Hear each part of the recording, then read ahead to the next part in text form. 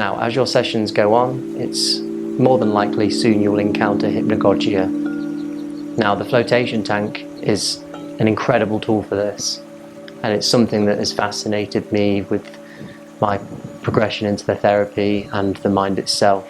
Hypnagogia is a place that we all encounter every single evening, and it's on the edge of sleep.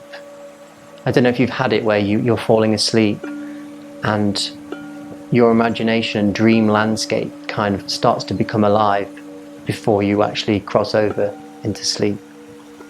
Now, most of us will not remember that happening, but some of you have probably trained yourself to actually watch your mind as it falls asleep.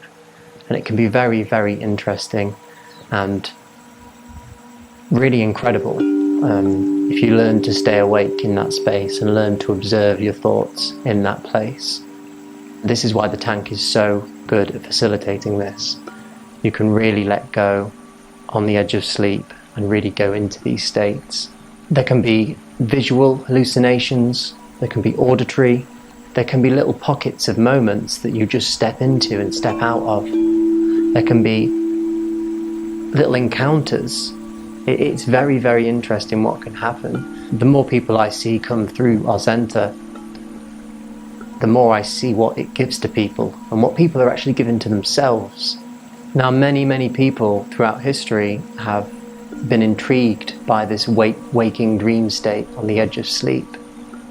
Aristotle, Salvador Dali, Thomas Edison, Albert Einstein, they all championed this landscape in our consciousness. They all were very, very curious about what happens on the edge of sleep. And this is why the pod is so good at facilitating this. Because you have no sensory input coming in, you are just nothing. And when you are nothing, you are open. And when you are open, you can receive. And I mean that in the most woo way possible, because it seems to happen a lot. It's such a beautiful way for you to explore your own mind. Initially it's dark, but slowly as time goes on, you start to see odd shadows behind your eyes. It turns into kind of like a pixelated static, a static kind of tapestry. It's got depth to it. Behind your eyes all of a sudden seems to have this depth that's kind of a purple static. The static becomes colours, and the colours become shadows, and then the shadows kind of start to dance.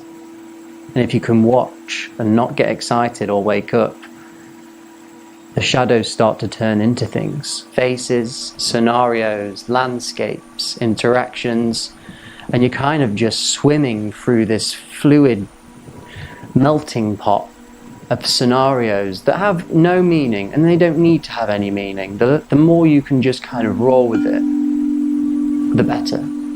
Because the second you start to hang on to one or an idea, it goes.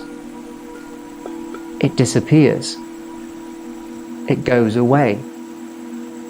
If you start to get in your own way, the visuals will stop. There's something on the edge of sleep where ideas come from, and the imagination and ideas are still a vastly unexplored thing. I mean, no one really knows what an idea is. It's very, very odd. You know, you've got your neural pathways, you know, you've got your action potentials and your neurons fire. I don't even know I'm trying to talk about this stuff. I'm not a scientist. All I'm saying is it's very, very interesting.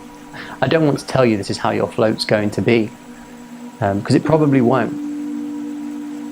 Try not to talk about your experiences too much.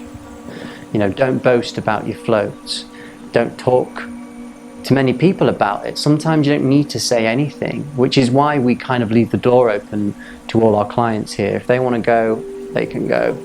Don't chase your floats. Whatever happens will happen. And ultimately, the main message is, that applies to flotation as well, is get out of your own way. Normally the bad floats are you just getting in your own way. In the meantime, just practice falling asleep at home. Try and linger, just try and watch what happens behind your eyes. Life is good.